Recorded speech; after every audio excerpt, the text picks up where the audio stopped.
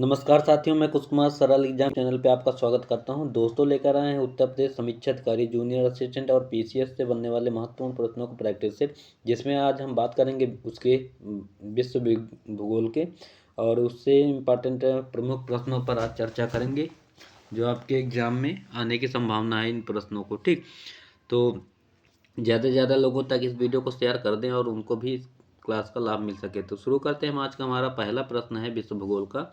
निम्नलिखित में से कौन सा एक प्रवाल द्वीप है? ठीक, न्यूमोर द्वीप, कार निकोबार, अंडमान निकोबार या लक्षद्वीप?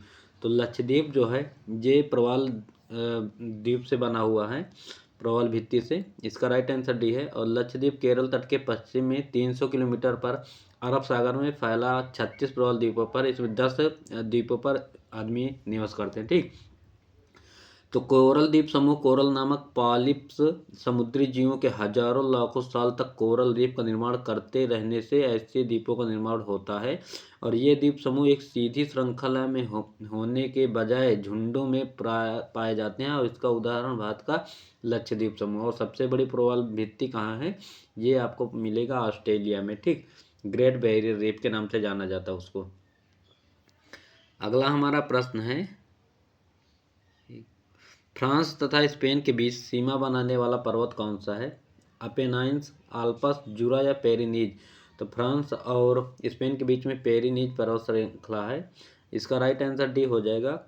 बात करते हैं फ्रांस व स्पेन के बीच पेरिनीज पर्वत सीमा रेखा के रूप में मान्य है। पेरिनीज पर्वत श्रृंखला यूरोप में स्पेन और फ्रांस की सीमा पर स्थित है और एक पर्वतमाला है। यह आइबेरियन प्रायद्वीप को यूरोप के महाद्वीप के अन्य भागों को अलग कर देता है।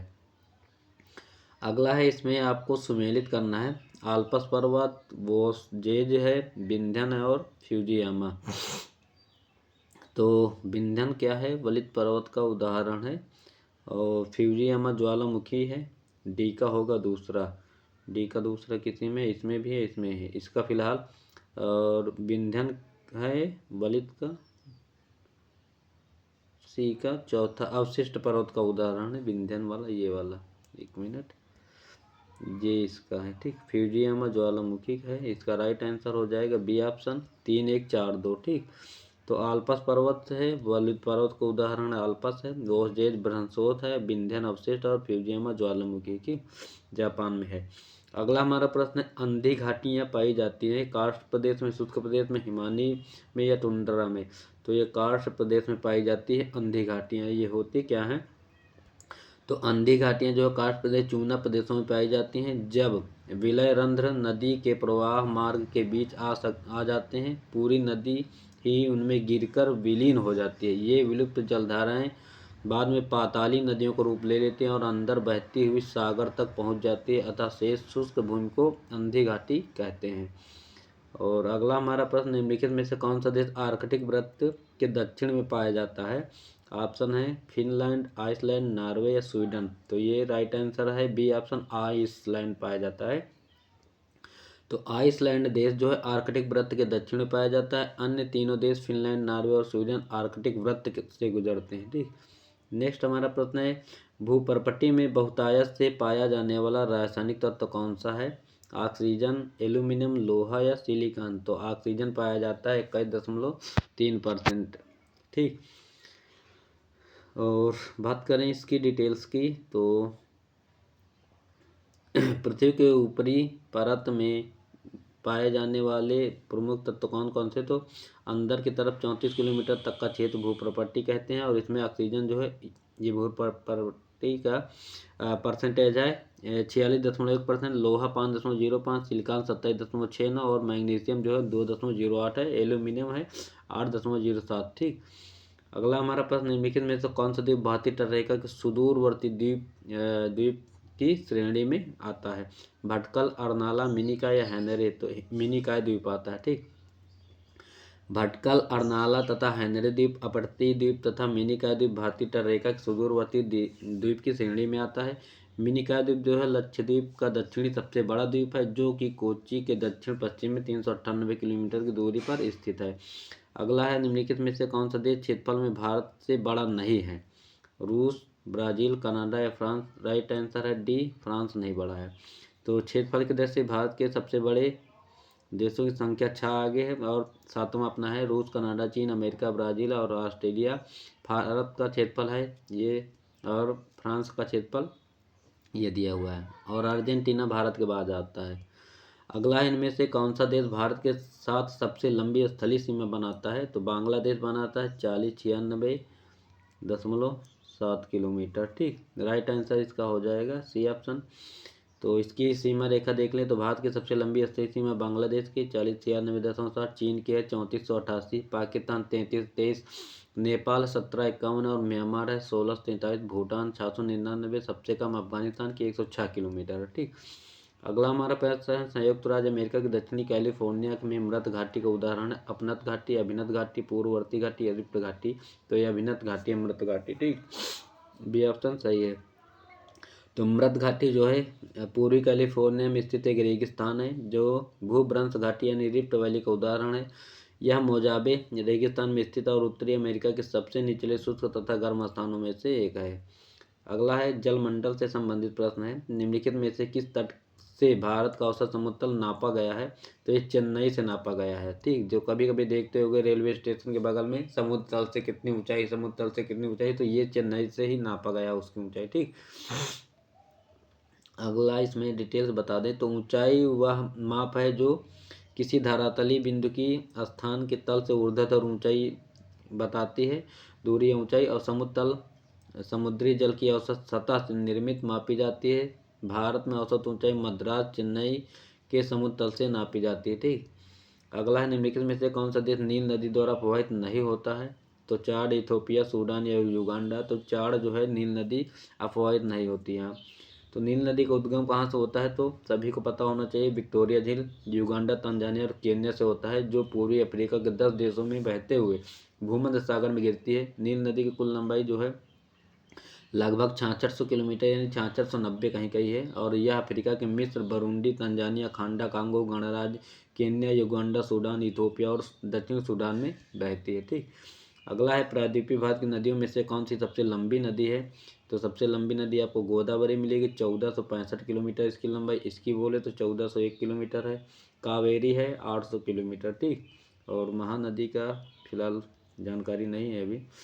तो महाराष्ट्र राज्य के नासिक जिले में त्र्यंबके नामक स्थान से उद्गमित होकर महाराष्ट्र, आंध्र प्रदेश राज्यों से होते हुए मछलीपट्टनम के उत्तर में बंगाल की खाड़ी में गिर जाती है।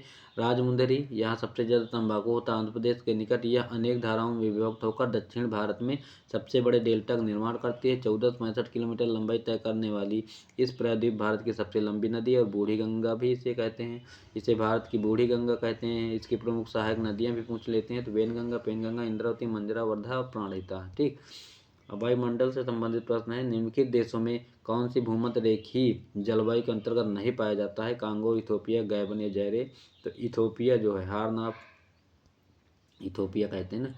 तो भूमध्य सागरीय जलवायु कोपेन वर्गीकरण का प्रमुख जलवायु प्रकार है, जो गर्म, शुष्क, ग्रीष्मकाल और ठंडी आदि शीत काल की विशेषता वाला होता है। इस प्रकार जलवायु में भूमध्य रेखा के उत्तर और दक्षिण में लगभग 30 से 45 अक्षांशों के मध्य महाद्वीपों के पश्चिमी किनारों पर पाई जाती है, और इथियोपिया पूर्वी अफ्रीकी देश है। इसके अतिरिक्त उपयुक्त तीनों देश कांगो, गैबन तथा जायरे भूमध्य जलवायु के अंतर्गत आते हैं। आर्थिक भूगोल से प्रश्न देखते हैं, इसमें सुमेलित नहीं पूछा है। बोलीविया टिन, ब्राजील लौह, मैक्सिको चांदी और पेरू सोना। इसमें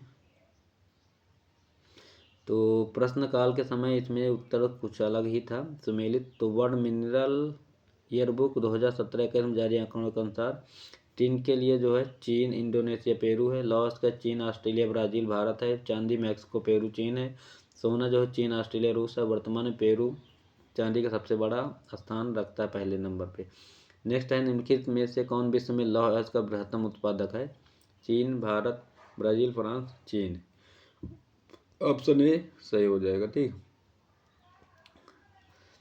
ऊनी वस्त्र उत्पादक केंद्रों में कौन जर्मनी से संबंधित? सेंट पीटर्सबर्ग, वुपरताल, ब्रेडफोर्ड या फेट्रो। तो वुपरताल जो है जर्मनी से संबंधित है।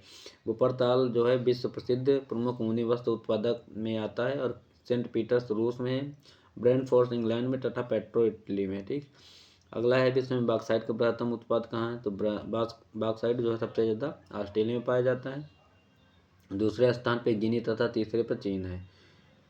विश्व का 1/3 बॉक्साइट ऑस्ट्रेलिया में है, और इसमें आपको मिलाना है कोलेरोडी, दामोदर, नील और जाम्बेंजी।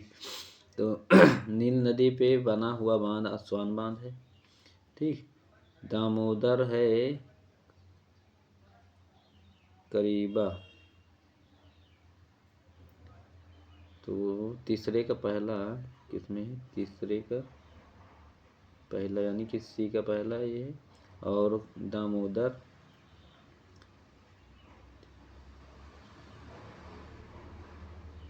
एक मिनट, इसका ए ऑप्शन होगा, सी का पहला ये वाला। इसमें देखते हैं तो कोलेरोडी जो है इस पे है हुवर बांध, दामोदर पंचेत हिल और नील अस्वान और जैम्बेजी कैरिबा पे, ठीक। अंतर्राष्ट्रीय व्यापार में किस देश की अधिकतम हिस्सेदारी है, चीन, फ्रांस, जर्मनी या संयुक्त राज्य अमेरिका, तो राइट आंसर अमेरिका है।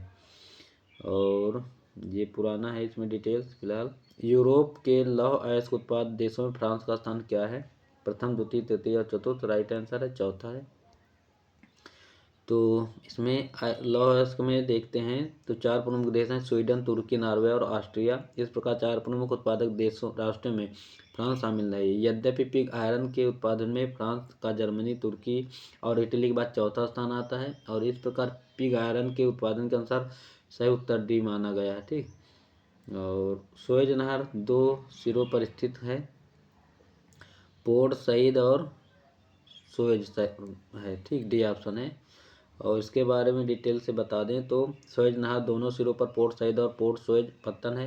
पोर्ट सईद भूमध्य सागर के तट पर सुएज नहर के उत्तर में स्थित है। सुएज नहर की खुदाई जो है 1859 में शुरू हुई और 1869 में बनकर तैयार हुआ। पोर्ट सईद लाल सागर को भूमध्य सागर से जोड़ता है, ठीक।